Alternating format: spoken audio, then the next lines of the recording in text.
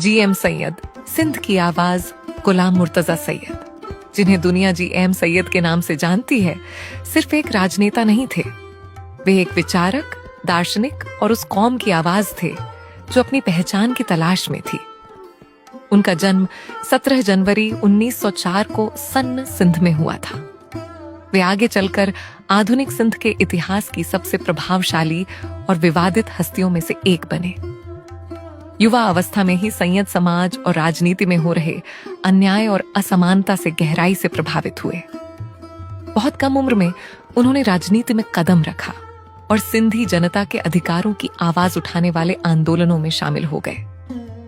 सिर्फ 25 वर्ष की उम्र में वे बॉम्बे विधानसभा, बॉम्बे लेजिस्लेटिव असेंबली के सदस्य बने, जो उस समय एक बड़ी उपलब्धि मानी जाती थी।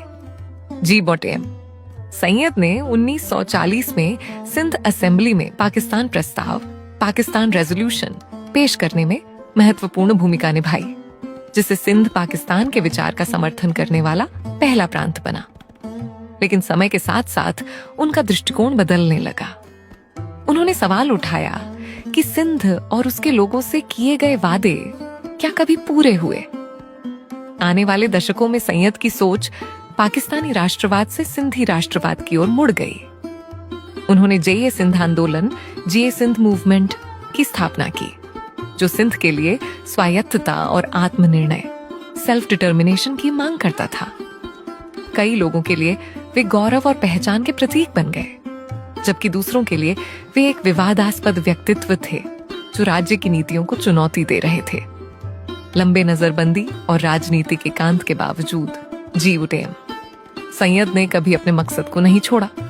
उन्होंने लगातार लिखा, सिखाया और अपनी किताबों व भाषणों के जरिए लोगों को प्रेरित किया। उनका संदेश था अमन, शांति, सिंधी संस्कृति, सूफी विचारधारा और मानवता। वे मानते थे कि सिंध का भविष्य लड़ाई में नहीं, बल्कि शिक्षा, जागरूकता और एकता में है।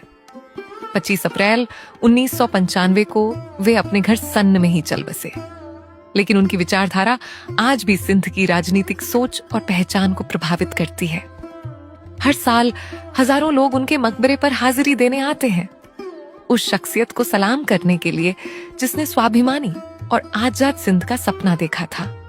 GBOTM सैयद की जिंदगी हमें यह याद दिलाती है कि सच्चाई और यकीन से बोला गया एक इंसान का स्वर पीढ़ियों तक गूंज सकता है।